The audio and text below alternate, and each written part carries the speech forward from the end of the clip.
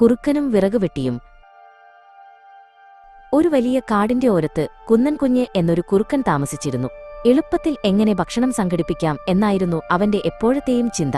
ഒരു ദിവസം രാവിലെ രാമൻ എന്ന വിറകുവെട്ടിക്കാരൻ കാട്ടിലേക്ക് പോകുന്നത് അവൻ കണ്ടു. രാമന്റെ കയ്യിൽ ഒരു ഭക്ഷണപ്പൊതിയുണ്ടായിരുന്നു.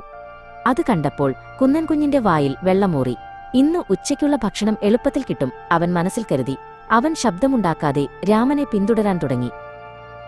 രാമൻ കാടിന്റെ ഉള്ളിലെത്തി. അവൻ തന്റെ കോടാലിയെടുത്ത് ഉച്ചവരെ കഠിനമായി ജോലി ചെയ്തു. ക്ഷീണിച്ചപ്പോൾ അവൻ ഒരു വലിയ മരത്തിന്റെ തണലിൽ വിശ്രമിക്കാനിരുന്നു. രാമൻ തന്റെ ഭക്ഷണപ്പൊതി തുറന്നു.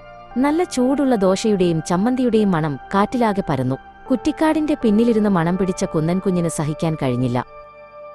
എന്നാൽ ഭക്ഷണം കഴിക്കാൻ തുടങ്ങുന്നതിനു മുൻപ് രാമന് ചെറിയൊരു വയറുവേദന തോന്നി. അവൻ തന്റെ സഞ്ചിയിൽ നിന്നും ഒരു ചെറിയ പൊടിയെടുത്ത് ഒരു ദോശക്കഷ്ണത്തിൽ പുരട്ടി അരികിലേക്ക് മാറ്റിവെച്ചു. ഇത് വേദനയ്ക്കുള്ള മരുന്നാണ്, കുറച്ചു കഴിഞ്ഞ് കഴിക്കാം, അവൻ പിറുപിറുത്തു. ബാക്കിയുള്ള ഭക്ഷണം കഴിച്ചു കഴിഞ്ഞപ്പോൾ രാമന് നല്ല ഉറക്കം വന്നു.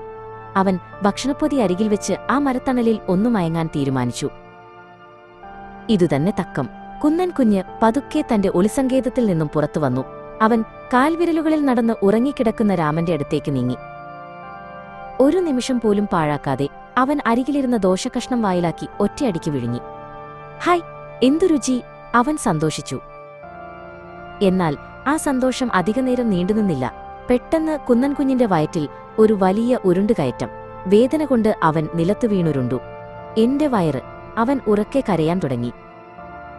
കരച്ചിൽ കേട്ട് രാമൻ ഉണർന്നു. വേദന കൊണ്ട് പുളയുന്ന കുറുക്കനെയും കാണാതായ മരുന്നു പുരട്ടിയ ദോശക്കഷ്ണവും കണ്ടപ്പോൾ അവന് കാര്യം മനസ്സിലായി. അവൻ കുറുക്കനോട് പറഞ്ഞു, അധ്വാനിക്കാതെ മറ്റുള്ളവരുടെ മുതൽ ആഗ്രഹിച്ചാൽ ഫലം ഇതായിരിക്കും. ദുർമാർഗങ്ങൾ നാശത്തിലേക്ക് നയിക്കുമെന്ന് കുന്നൻ കുഞ്ഞ് അന്ന് പഠിച്ചു.